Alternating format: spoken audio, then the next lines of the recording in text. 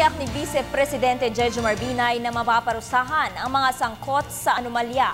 Ayon sa pangalawang Pangulo, malaki ang epekto ng mga isyu ng korupsyon sa pamahalaan kaugnay sa ekonomiya ng bansa. Balitaan mo kami, George Bandola.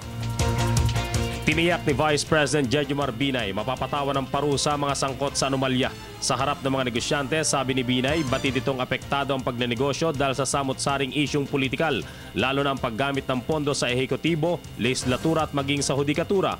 Habang ang mga negosyante nagtsatsaga na mabigyan ng maayos na ekonomiya ang bansa, magkaroon ng maraming trabaho at mapaangat ang estado, mas mataas kaysa China at Amerika, kabi-kabila naman ang paglutang ng mga anomalya. There is a Ma'am Janet. There is also an I wonder what name will come out next, but regardless of their nicknames, photos, or terms of endearment, whether ma'am or amiga, that one describes any one of them, we as a Filipino nation should be constantly vigilant against any attempts to tarnish the hard work that our men and women, both in the public and private sector, also work hard for.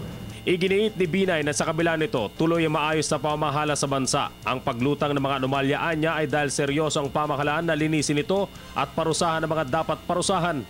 At this point, we are beyond that.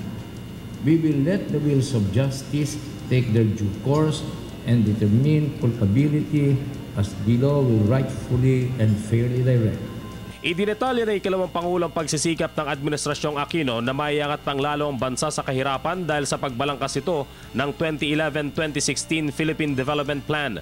Sa kabuuan ng PDP, ayon kay Binay, target itong masolusyonan ang 5 mahalagang aspeto ng pagpapaangat ng bansa mula sa anti-corruption, poverty reduction and people empowerment, rapid, inclusive and sustainable growth, just and lasting peace and rule of law at climate change adaptations. At dahil buo na ang ugnayan ng pamahalaan at pribadong sektor, hinimok ng mga negosyante na magtiwala sa pamahalaan at sa hudikatura. A nation that will prosper without any political partisanship and will punish the guilty as may be proven by due process of the law. I have been in numerous legal battles as a litigator during my heyday as a lawyer. We are all witnesses to how corruption in the judicial system creates disincentive to business. Ang Pangulong Benigno Aquino III naman na magiging panauhing pandangal sa pagtatapos ng ika-39 na Philippine Business Conference sa Huwebes. Para sa Telebisyon ng Bayan, George Bandola.